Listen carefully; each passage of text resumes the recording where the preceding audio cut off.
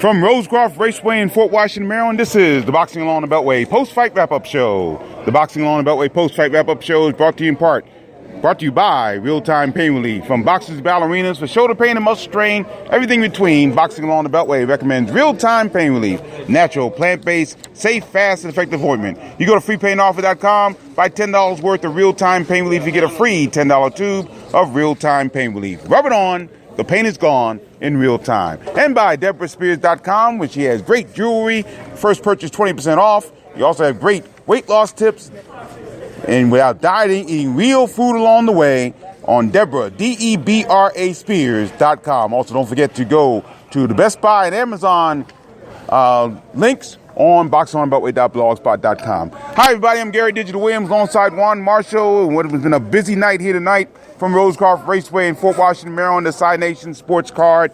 Yours truly served as ring announcer, so we couldn't get a real podcast in tonight for the entire card. But we had some interesting situations take place tonight. The Bell Twin Experience took place this evening, and only one of them we're kind of happy. And we're going to deal with the one that did not end up as well for the Bell Twins, because it was our main event tonight.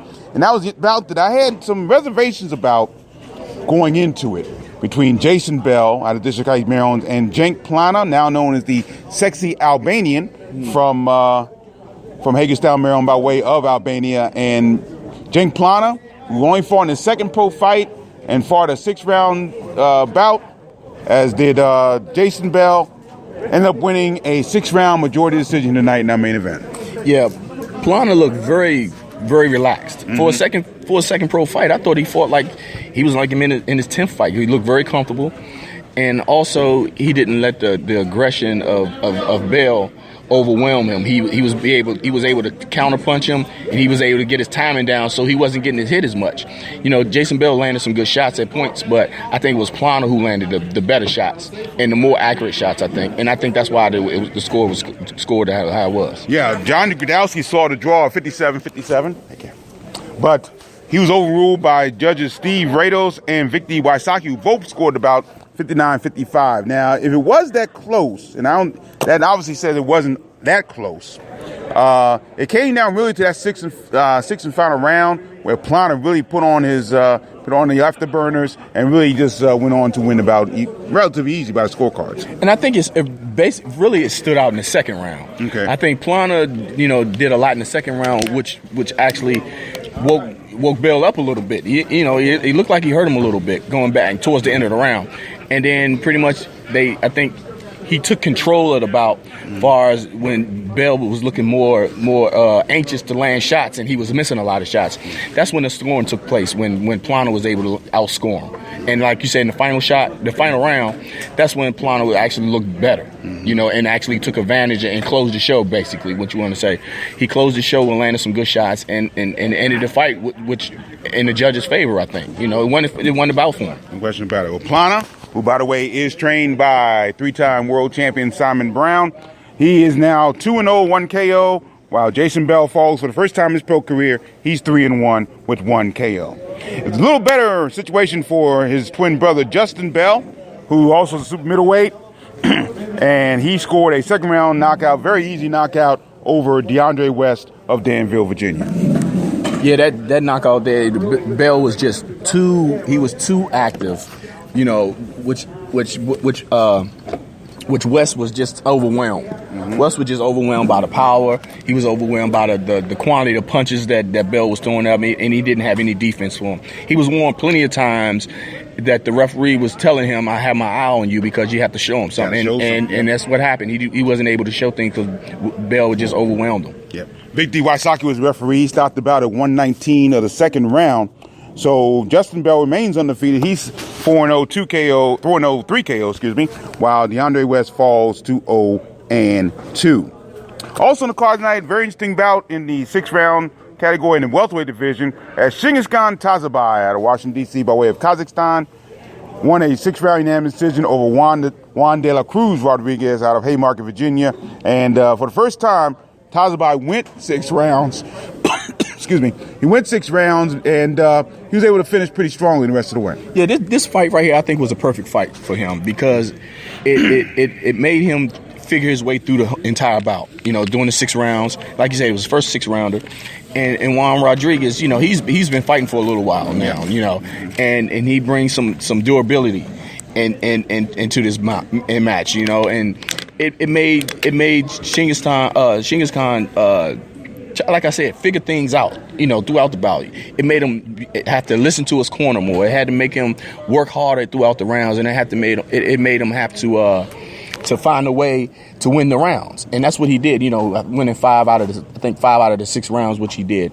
But I think it's a thing where he needs to get his timing down, because he was placing some good shots, but at times he wasn't letting those shots go when he's supposed to let them go, and going to the body more. He should have been doing it, which opened up a whole lot more shots for him and opened up better combinations, which he was lacking in tonight. Tazabai won the bout on all 3 judges' scorecards: Brent Bovell, John Gradowski, Steve Rados, by a score of 59-55. Tazabai, Genghis Khan Tazabai now 8-0, 2 KOs. Juan Rodriguez falls to 8-12-1 with 6 KOs. Also on the card tonight, another solid performance by our 2017 co-rookie of the year. Thank you very much. Thank you, guys.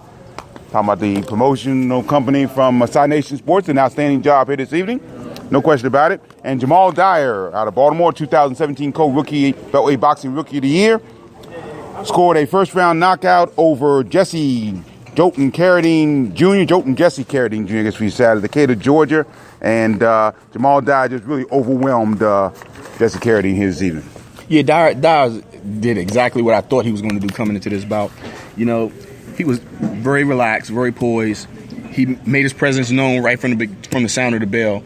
And the punches he put together, he was slipping some shots. He was listening to his corner, because we were sitting right next to his corner. So he was listening to his corner, and his corner was telling him to throw certain shots, and that's what he was doing.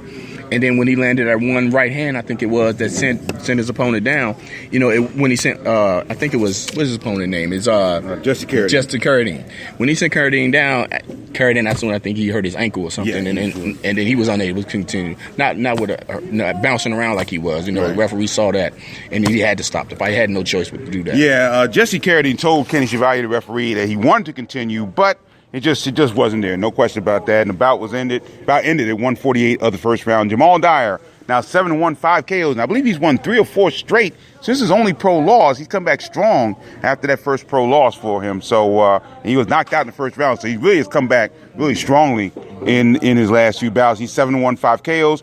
Jesse Carradine falls to 8-6-2 with 4 KOs. Also tonight, Jonathan Burrs out of Frederick, Maryland. He got his first win this evening. He won a 4-round unanimous decision over Bryant the Punisher Costello out of Liberty, New York, by way of Puerto Rico. Burrs, I think Simon Brown, right? Simon Brown trained him, well. Mm-hmm. And we saw him in the amateurs, and I thought he was going to be a pretty good pro, and it pretty much proved to me that he has the skills and the talent. It's showing in his first fight that he can make some adjustments. He was a little wide open in those exchanges where he was getting caught doing the exchanges, but he has a lot of power. There's some things he definitely has to work on, like which is expected. Coming to his first professional fight, and I think he has the right guy to work on those things. So I'm looking for maybe around later on in his career to see where he is and see if he made those adjustments to further his career and become a better fighter. But he was pretty good tonight. Right, no question about it. Jonathan Burrs evens his record at 1-1 with a 4-round unanimous decision. All 3 judges scored about 39-37. And Brian Costello falls. It is actually his second pro debut, because his first pro debut a few months ago ended in a no contest. So he got a second opportunity, but he couldn't make the most of it.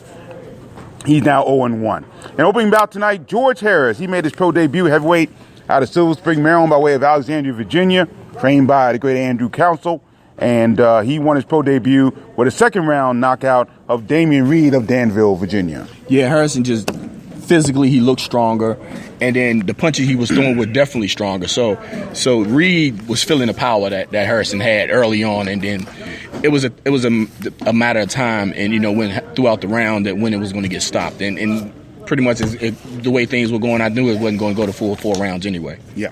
So Harris won about 39 seconds of the second round. He's getting 1-0, 1 KO. And Damian Reed now, his record according to Our notes here is 113-1, but 113 with 1 KO. I think his record is a little bit more than that. I think he's got at least 2 wins in his pro career, but he doesn't have a lot of. I think he's 218-1. That's the record I had. So that's the card here from Rosecroft Raceway in Fort Washington, Maryland. That's pretty much October for us as far as the Beltway boxing scene is concerned. November. Doesn't look like a lot of pro cards in the area, but we got a good bunch. We got an amateur card in the area. That's on Saturday, November 17th. Right back here, Rosecroft Raceway is a amateur boxing show by DC Boxing Hall of Famer Juice Gatling and Keystone Boxing. Once again, that's Saturday, November 17th, 6 p.m. And that'll be at the Rosecroft Raceway in Fort Washington, Maryland. For more information, you can call 240-353-0564. Now, December looks like it's going to be huge. It's going to be a big day, big month in December. First of all, not only that, we've got the, one other thing in November before we get to that. Big bout for Joshua Dynamite Davis out of D.C. This will be on Friday, November 16th at the Sands Bethlehem Event Center in Bethlehem, Pennsylvania. Joshua Davis takes on Anvar Unisov, and this about, I think, was scheduled earlier somewhere in this area and didn't take place, so it'll take place now. Friday, November 16th. Once again, it's the Sands Bethlehem Event Center in Bethlehem, Pennsylvania. Also on that card is Darren Sweet Williams, 7-0, 4 KOs out of Washington, D.C. He's on that card. And also Saturday, I believe, is November 17th, and that is the card that's going to be at the 2300 Arena in Philadelphia, Pennsylvania. Now, as far as I know, no Beltway boxers on that card, but we do have a Beltway announcer. That's, of course, one and only Discombobulating Jones, and that will be a Showbox card, and he'll be live on Showbox for the 2300 Arena. That card features, by the way, Jerron Boots Ennis on that card. This actually is a Friday. It's a Friday, November 15th from 2300 Arena in Philadelphia, Pennsylvania. Friday, November 15th. Now, December, as you said, is going to be huge. We started on Saturday, December 1st with DC Fight Night, and that'll be held at the new Entertainment and Sports Arena in Washington, D.C., Southeast Washington, D.C. The return of Dusty Hernandez Harrison, the return of Dominic Wade. Also, Sam Crossett is on the card, and George Harris, we saw here tonight at Rosecroft. He'll be scheduled to be on that card as well, and that is a big card coming December 1st. Tricky D.C. is scheduled to be the promoters of that one.